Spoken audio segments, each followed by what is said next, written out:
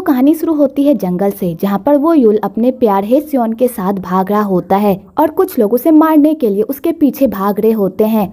तो वो यूल अपनी पूरी ताकत लगाकर वहाँ से भाग रहा होता है। तो उसमें से एक गुंडा जो हो वो यूल पर जहरीली तीर मार देता है, जिस वजह से वो यूल घायल हो जाता है। तो हेसियोन वो यूल की ऐसी हालत देखकर पूरी तरह परेशान हो जाती है और उसे वहाँ से भागने को कहती है। तो वो यूल कहता है मैं तुम्हें इस तरह छोड़कर नहीं जा सकता। तो हेसियोन कहती है वो लोग सिर्फ तुम्हारे पीछे पड़े हैं, वो लोग मुझे कुछ भी नहीं करेंगे, तुम यहाँ से भाग जाओ। पर वो यूल वहाँ से नहीं भागता और अपने वैम्पायर रूप में आकर उन लोगों को सबक सिखाता है और सबको मारकर अपने प्यार के पास जाता है। तो हेसियोन अपने प्यार को सही सलामत देखकर बहुत ही खुश रहती है कि तभी उधर से वही गुंडा वो यूल पर जहरीली तीर से वार करता है। तो हेसियोन ये सब देख लेती है और वो यूल की जान बचाने के लिए वो तीर अपने सीने पर खा लेती है। तो वो यूल अपने प्यार को अपने सामने मरता हुआ देखकर कुछ भी नहीं कर पाता और अपने आप को बेबस महसूस करता है। तो हेसियोन कहती है तुम टेंशन मत लो, मैं तुमसे मिलने के लिए दोबारा पुनर्जन्म लेकर जरूर आऊंगी, ये मेरा तुमसे वादा रहा और मैं तुम्हें जरूर ढूंढ लूंगी, इसलिए तुम मेरा खून पी लो ताकि तुम मुझे हमेशा याद रख सको। तो वो यूल अपने ही प्यार का खून पी लेता है। आगे वो यूल अपने प्यार के लिए इंसान बनने का ठान लेता है ताकि वो अपने प्यार के साथ रह सके, उसकी दिल की धड़कन को महसूस कर सके और उसे भी पता चले कि जब प्यार होता है तो दिल कैसे धड़कता है। और वो एक इंसान बनकर अपने आप को आईने में देखना चाहता है कि आखिरकार वो कैसा दिखता है। तो वो यूल हर मुमकिन कोशिश करता है इंसान बनने की, धूप में जाता है, लहसुन खाता है, पर इससे भी कोई फर्क नहीं पड़ता, उल्टा उसे ही तकलीफ होती है। और उसके दो दोस्त उसकी ऐसी हालत देखकर तो पूरी तरह परेशान रहते हैं। आगे वो यूल को इंसान बनने का एक जरिया पता चलता है, तो वो बहुत बड़ी पार्टी ऑर्गेनाइज करता है ताकि वो बंदा उस पार्टी में आए और वो उससे मिले, पर वो बंदा उस पार्टी में आता ही नहीं। तो बेचारा वो यूल निराश होकर बाहर चला जाता है कि तभी वहाँ उसकी नजर एक बिल्ली पर पड़ती है। तो वो यूल उस बिल्ली से बात करने के लिए चला जाता है। बाद में वो यूल को पता चलता है कि जिस इंसान से वो मिलना चाहता था वो इंसान कोई और नहीं बल्कि वो बिल्ली है जो 1000 साल से इंसानी रूप में जी रही है और वो अपने आप को इंसान और बिल्ली दोनों में बदल सकता है। आगे वो यूल उस बिल्ली से पूछता है कि वो इंसान कैसे बन सकता है। तो वो बिल्ली बताता है कि इंसान बनना इतना भी आसान नहीं, बहुत सारी मुसीबतों का सामना भी करना पड़ सकता है। वैसे तुम इंसान क्यों बनना चाहते हो? तो वो यूल कहता है मैं अपने प्यार के लिए बनना चाहता हूँ, मैंने उससे प्रॉमिस किया था कि मैं उससे दोबारा जरूर मिलूंगा और मैं अपने प्यार के लिए इंसान बनना चाहता हूँ। तो उस बिल्ली को भी वो यूल पर दया आ जाती है और वो उसे इंसान बनने का एक तरीका बताती है और कहती है अगर तुम कॉफिन में 100 साल तक सोए रहे तो तुम इंसान बन सकते हो। तो वो यूल ये बात सुनकर खुश हो जाता है कि फाइनली उसे इंसान बनने का रास्ता मिल गया। तो वो बिल्ली कहती है इतना आसान नहीं है इंसान बनना, तुम्हें वहाँ पर भी बहुत सारी प्रॉब्लम का सामना करना पड़ेगा। तो वो यूल कहता है चाहे मुझे कितनी भी मुसीबतों का सामना क्यों ना करना पड़े, मैं इंसान बनकर रहूंगा। आगे वो यूल अपनी कब्र की पूरी तैयारी कर लेता है और अपने दोस्तों को मंत्र पढ़ने को कहता है, लेकिन उससे पहले वो अपने घर की जिम्मेदारी बटलर जो को दे देता है और उन्हें कहता है आप अपने आने वाले पीढ़ियों को ये सब बता दीजिएगा कि वो इस कॉफिन को ना खोले। तो बटलर जो कहता है आप मुझ पर इतनी बड़ी जिम्मेदारी सौंप रहे हैं, क्या मैं इसके लायक हूँ? तो वो यूल कहता है आप बहुत ही अच्छे इंसान हैं, आपने हमेशा हमारी हेल्प की है और मुझे आप पर पूरा भरोसा है, इसलिए मैं चाहता हूँ कि इस घर की जिम्मेदारी आप लें और मुझे माफ कर दीजिए, मैं आपके अंतिम संस्कार में नहीं आ पाऊंगा। तो बटलर जो कहता है कोई बात नहीं सर। आगे वो यूल उस कब्र में 100 साल के लिए सो जाता है और इसी तरह दिन बीतते जाते हैं। आगे 2023 आ जाता है जहाँ पर हमारी हीरोइन इन्हें की एंट्री होती है। इन्हें एक स्कूल में नर्स टीचर होती है, वो भी टेम्पररी। आगे इन्हें अपना काम करके वापस आती है तो उसका मकान मालिक कहीं जा रहा होता है, तो इन्हें कहती है तुमने मेरे रूम का हीटर ठीक करवा दिया है? तो वो बंदा कहता है मैंने मैकेनिक को कॉल कर दिया, वो कल सुबह आकर ठीक कर देगा। और वो मकान मालिक हड़बड़ी में वहाँ से चला जाता है। तो इन्हें को भी उसकी हरकतें बहुत ही अजीब लगती है, पर वो उस पर ज्यादा ध्यान नहीं देती और अपने घर चली जाती है। अगली सुबह इन्हें को पता चलता है कि जिस एरिया में वो रह रही है उस एरिया में डेवलपमेंट का काम चलने वाला है और उस मालिक ने उस घर को पहले ही किसी और को बेच दिया है। तो इन्हें का ये सब सुनकर तो दिमाग ही खराब हो जाता है कि उस मकान मालिक ने उसे ठगा है और उसके सारे पैसे लेकर भी भाग गया। तो इन्हें पुलिस के पास जाती है और उस मकान मालिक की शिकायत करती है। तो वो पुलिस वाला कहता है अभी तो हम कुछ भी नहीं कर सकते, जब तक हम उस मकान मालिक को नहीं पकड़ लेते तब तक हम आपका पैसा भी नहीं निकलवा सकते। तो बेचारी इन्हें पूरी तरह परेशान हो जाती है क्योंकि उसके पास अब कोई घर नहीं रहता और बैंक वाले भी लोन देने के लिए मना कर देते हैं क्योंकि उसका ऑलरेडी लोन चल रहा होता है। तो बेचारी इन्हें को समझ में नहीं आता कि अब वो क्या करेगी कि तभी उसे एक अटॉर्नी का कॉल आता है। तो इन्हें उनसे मिलने के लिए जाती है। तो वो अटॉर्नी उसे बताता है कि तुम्हारे पापा की 5 साल पहले ही मौत हो चुकी है और तुम्हारे पापा ने तुम्हारे नाम पर एक विल भी छोड़ा है। तो इन्हें कहती है अगर मैं ये विल एक्सेप्ट कर लूंगी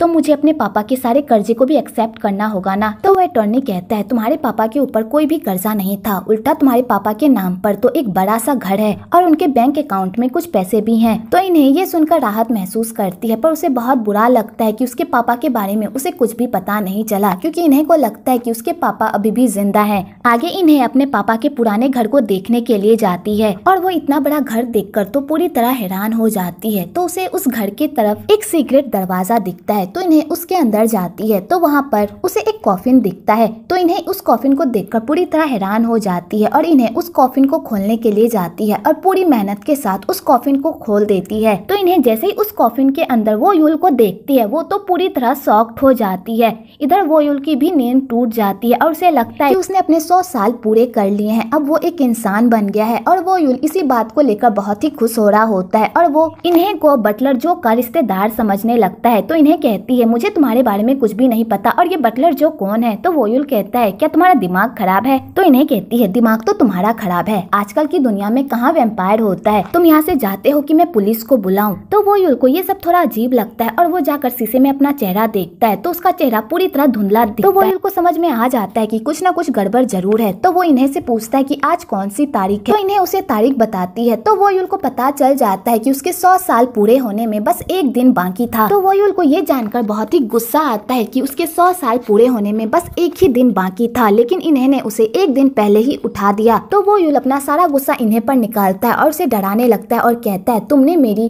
तपस्या भंग कर दी। तुम्हें पता है उस कॉफिन में रहते रहते मैंने क्या कुछ नहीं झेला, लेकिन तुम्हारी वजह से वो सब कुछ बर्बाद हो गया, लेकिन इसकी सजा तुम्हें जरूर मिलेगी। और वो यूल उसके खून को पीने के लिए जाता है, लेकिन इन्हें भी उससे नहीं डरती और उसके गर्दन पर काटकर उसे ही बेहोश करके वहाँ से भाग जाती है। लेकिन जब इन्हें पीछे मुड़कर देखती है कि वो यूल कुछ भी मूव नहीं कर रहा तो वो परेशान हो जाती है कि कहीं उसे कुछ हो तो नहीं गया। तो वो उसके पास जाती है तो वो देखती है कि उसकी सांसें नहीं चल रही। तो इन्हें ये सब देखकर और परेशान हो जाती है और उसे हॉस्पिटल लेकर जाती है और उसका ट्रीटमेंट करवाती है। तो डॉक्टर अपनी पूरी मेहनत करते हैं वो यूल को होश में लाने के लिए, पर उसका हार्ट बीट ही नहीं चलता और डॉक्टर उसे मुर्दा घोषित कर देते हैं। तो इन्हें ये सब देखकर तो पूरी तरह हैरान हो जाती है और बेचारी पूरी तरह सदमे में भी चली जाती है। वेल उन लोगों को क्या पता कि वैम्पायर्स की हार्ट बीट नहीं होती कि तभी उधर से एक खून में लथपथ एक पेशेंट आता है। तो वो यूल जैसे ही खून की स्मेल को सूंघता है तो वो होश में आ जाता है और उसकी आंखें चमकने लगती है और वो उस इंसान के खून को पीने ही वाला होता है, पर वो अपने आप को कंट्रोल कर लेता है क्योंकि उसे इंसान बनना होता है। आगे सभी लोग उसे जिंदा देखकर तो पूरी तरह शॉक्ड हो जाते हैं। आगे इन्हा वो यूल को कहती है तुम ठीक हो ना, तुम्हें और कोई टेस्ट तो नहीं करवाना। तो वो यूल कहता है मैं बिल्कुल ठीक हूँ, चलो घर चलते हैं। तो इन्हें उसकी बातों पर भरोसा करके घर की ओर चली जाती है। आगे इन्हें वो यूल को कहती है मैंने तुम्हारा ट्रीटमेंट करवा दिया और तुमने कहा भी कि तुम्हें कुछ भी नहीं हुआ, इसलिए इसके बाद तुम्हारे साथ जो भी होगा उसकी मेरी कोई जिम्मेदारी नहीं होगी।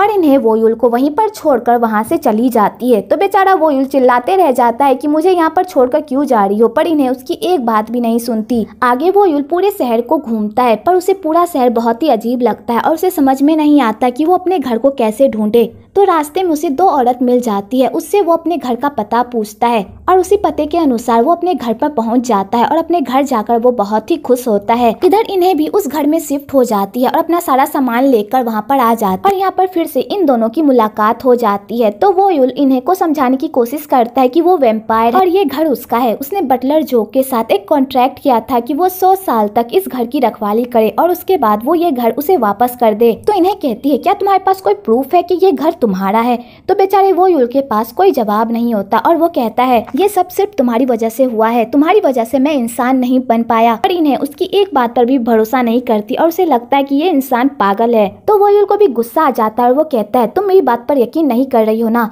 मैं तुम्हें प्रूफ दिखाता हूँ। और वो यूल अपने वैम्पायर रूप में आने की बहुत कोशिश करता है पर वो उसके सामने आ ही नहीं पाता और वो यूल को भी समझ में नहीं आता कि आखिरकार उसके वैम्पायर रूप को क्या हो गया, कहीं वो इंसान तो नहीं बन गया। तो इन्हें वो यूल की ऐसी हरकतों को देखकर पूरी तरह पगला जाती है और उसे घर से बाहर निकाल देती है और कहती कहती है आइंदा इस घर में अपनी शकल मत दिखाना, ये घर मेरा है ना कि तुम्हारा, समझे। दूसरी तरफ इन्हें को भूख लग जाती है तो वो खाना खाने के लिए बाहर आती है। तो वहाँ पर फिर से उसकी मुलाकात वोयुल से हो जाती है, क्योंकि वोयुल को जैसे ही खाने की स्मेल आती है तो उसके अंदर खाने की चाह उत्पन्न होने लगती है। और ऐसा उसकी लाइफ में पहली बार हुआ होता है कि उसे खाने की स्मेल आ रही होती है और उसे खाने का मन कर रहा होता है। तो इन्हें उस पर तरस खाकर उसे खाना दे देती है। तो वोयुल बड़े ही चाव से वो सारे खाने को खा लेता है और खाना खाने के बाद उसे नशा सा चढ़ जाता है और वो सियोन को देखने लगता है। तो इन्हें वोयुल की ऐसी हरकत देखकर तो पूरी तरह परेशान हो जाती है और उसे वहीं पर छोड़कर चली जाती है। आगे वोयुल की मुलाकात उसी बिल्ली से हो जाती है। तो वोयुल उस बिल्ली को देखकर बहुत ही खुश होता है। आगे वोयुल उस बिल्ली को पूरी बात बताता है। तो वो बिल्ला वोयुल को बताता है कि ना ही तुम वैम्पायर हो और ना ही इंसान, तुम इन दोनों के बीच में फंस गए हो।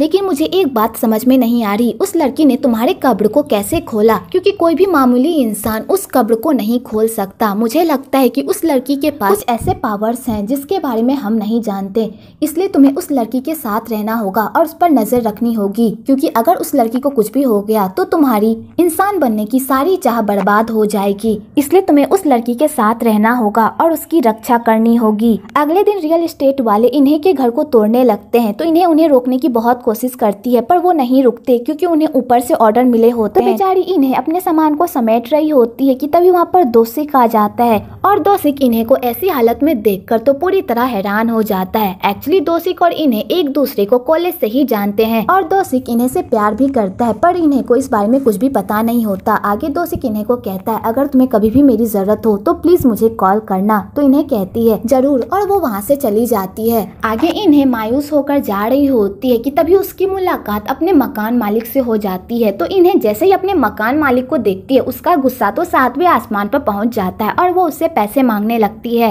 पर उसका मकान मालिक उसे देखकर वहाँ से भागने लगता है। तो इन्हें भी उसका पीछा नहीं छोड़ती और उसके पीछे पीछे भागने लगती है। इधर वो यूल अपने घर के बाहर बैठा हुआ होता है तो उसे इन्हें की आवाजें सुनाई देने लगती है और उसके गर्दन पर दर्द भी होने लगता है। तो वो यूल इन्हें को बचाने के लिए इधर उधर भागने लगता है कि तभी वो उस बिल्ले के दिए हुए टॉनिक को पीता है, जिससे उसमें ताकत आ जाती है और वो अपने वैम्पायर रूप में वापस आ जाता है। इधर वो मकान मालिक इन्हें को एक सुनसान जगह पर लेकर जाता है और उसे मारने की कोशिश करता है, लेकिन तभी वहाँ पर वो यूल आ जाता है और वो उस बंदे को मारता है। तो वो बंदा भी वो यूल को मारता है, पर उस पर उसके किसी भी वार का कोई असर नहीं होता, उल्टा उसके सारे जख्म भी भर जाते हैं। तो वो मकान मालिक ये सब देखकर तो पूरी तरह शॉक्ड हो जाता है। इधर इन्हें जब ये सब देखती है तो उसे बिलीव नहीं होता और वो वोयुल को कहती है क्या सच में तुम वैम्पायर हो? तो वोयुल कहता है हाँ, अब तुम्हें बिलीव हुआ कि मैं एक वैम्पायर हूँ। और यहीं पर एपिसोड 2 खत्म होता है।